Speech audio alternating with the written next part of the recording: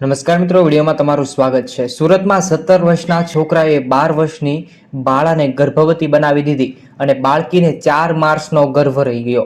ખરેખર ચોંકાવનારા સમાચાર સામે આવ્યા છે। આખી ઘટના તમને આ વિડીયોની અંદર જણાવીએ છીએ।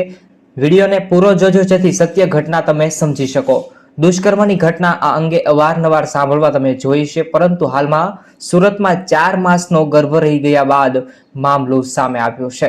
સુરત શહેરના સચિન જીઆઈડીસી પોલીસ મથકમાં 12 વર્ષની કિશોરી સાથે દુષ્કર્મ કર્યું હોવાની ફરિયાદ પોલીસના ચોપડે નોંધાઈ છે। જો કે કિશોરી સાથે દુષ્કર્મ કરનાર આરોપી પણ 17 વર્ષનો કિશોર છે।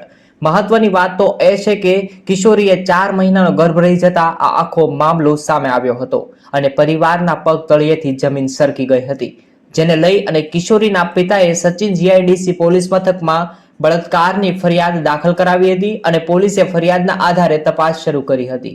ફરિયાદને આધારે પોલીસે ગુનો દાખલ કરી અને 17 વર્ષના બાળ આરોપીને પકડી પાડવામાં આવ્યો અને કવાયત હાથ ધરી।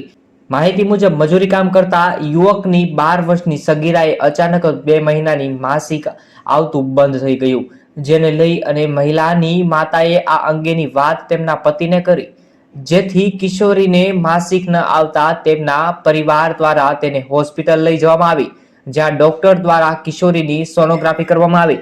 ત્યારે આખો સોનોગ્રાફી દરમિયાન તેમનો ભાંડો ફૂટ્યો અને ખરેખર ચોંકાવનારા સમાચાર સામે આવ્યા છે। 2 મિત્રોનું સગીરા પર દુષ્કર્મ, ખરેખર ચોંકાવનારા સમાચાર।